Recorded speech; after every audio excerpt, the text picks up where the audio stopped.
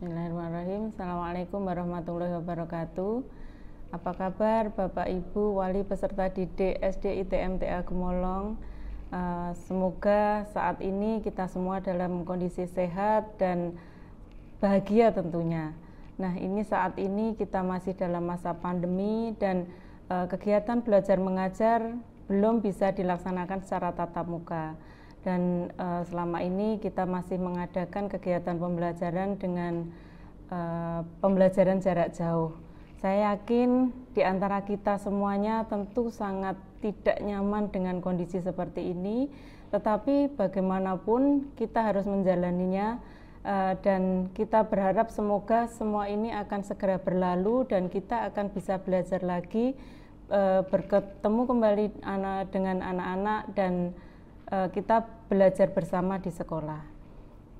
Untuk kita sebagai orang tua di rumah, karena saat ini yang menjadi guru adalah orang tua, ayah dan ibu di rumah, maka saya yakin ada beberapa kendala, ada beberapa permasalahan yang terjadi dan kita sebagai orang tua tentunya harus mempunyai beberapa trik untuk mengatasi permasalahan yang sangat banyak selama ini.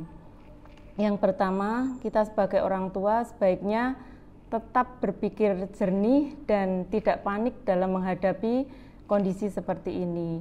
Dan kondisi seperti ini tentunya tidak kita inginkan dan kita sebagai guru di sekolah pun merasa ini juga tidak nyaman. Oleh karena itu, karena ini adalah sudah terjadi dan kita harus menghadapinya, maka kita harus tetap berpikir jernih dan kita harus tidak panik, tidak perlu menyalahkan sana sini karena pada dasarnya tidak ada yang bersalah saat ini.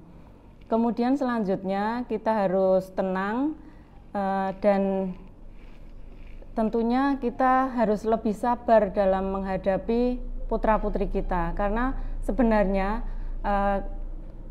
tugas utama kita sebagai orang tua adalah sebagai guru buat anak-anak kita. Jadi kalau selama ini kita harus belajar bersama anak-anak, mengajari anak-anak dalam segala hal dengan mengerjakan tugas-tugas dari guru, ini kita nikmati saja, kita harus sabar dengan kondisi anak kita, bagaimanapun kondisi mereka.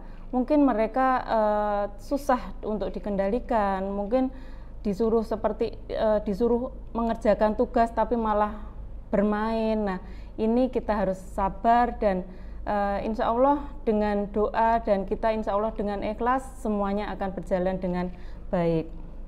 Selanjutnya untuk mendukung kegiatan pembelajaran jarak jauh ini supaya lebih bagus lagi, lebih nyaman lagi, buatlah suasana di rumah yang menyenangkan sehingga anak-anak kita betah tinggal di rumah dan mereka tetap nyaman belajar walaupun di rumah.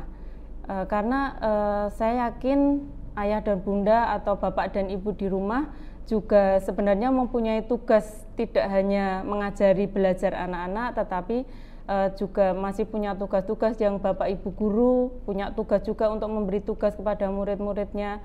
Tetapi anak-anak kita juga butuh kita perhatikan dan mereka butuh pendampingan kita. Kemudian selanjutnya ini manajemen waktu.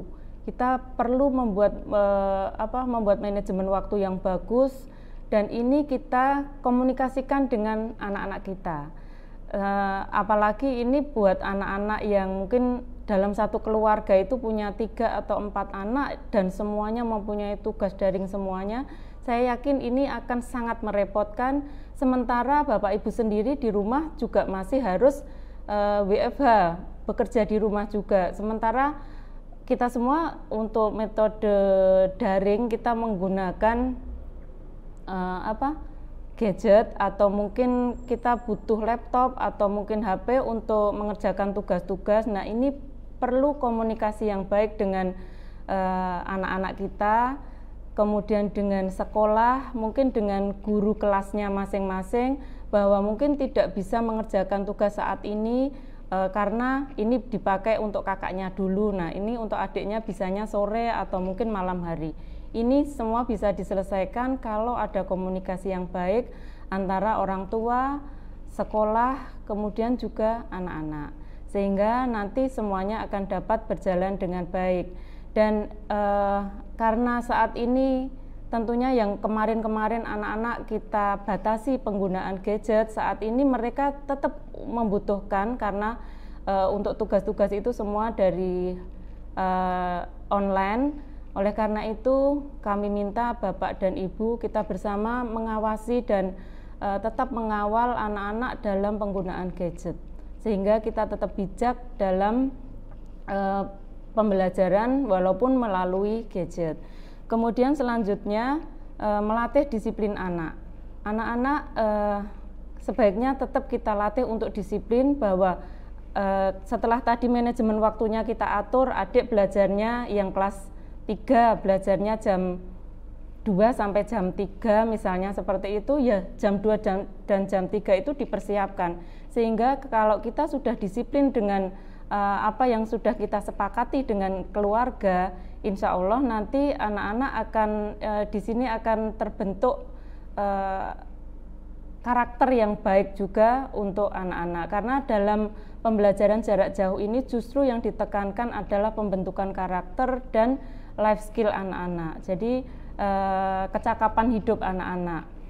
Kemudian selanjutnya ini karena masa pandemi seperti ini, kita tidak bisa mengantarkan anak-anak ke sekolah, dan orang tua harus berhubungan langsung dengan anak.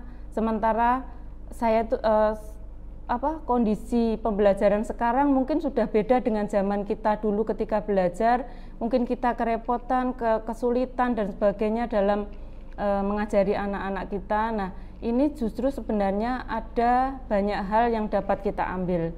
Kita justru di sini dapat menggunakan kesempatan atau momen-momen seperti ini untuk menjalin komunikasi yang positif, komunikasi yang efektif dengan anak-anak kita, dengan keluarga kita, sehingga kita harapkan kualitas hubungan kita dengan keluarga itu jauh lebih baik daripada sebelumnya. Sekarang kita jadi orang tua itu jadi bisa paham, oh betapa beratnya tugas seorang guru di sekolah ngajari putra-putri anak-anak saya sampai mereka menjadi pintar seperti ini.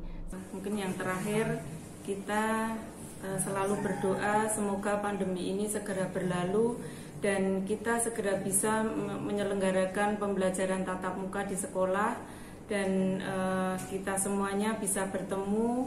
Saya yakin anak-anak sudah kangen dengan ustadz-ustadzahnya, begitupun ustadz dan ustadzah ini sudah kangen dengan kehadiran anak-anak, celoteh anak-anak, dan kita semuanya sudah menunggu-nunggu waktu untuk ketemu di sekolah, belajar bersama, bermain bersama, dan kita insya Allah akan segera belajar bersama-sama di sekolah. Selanjutnya kita tetap semangat dalam melaksanakan pembelajaran, dan kita beri pengertian kepada anak-anak, selalu kita motivasi kepada anak-anak agar mereka kelak tetap menjadi anak-anak yang soleh dan solehah yang akan meneruskan perjuangan kita. Demikian yang dapat kami sampaikan, kurang lebihnya kami mohon maaf. Wassalamualaikum warahmatullahi wabarakatuh.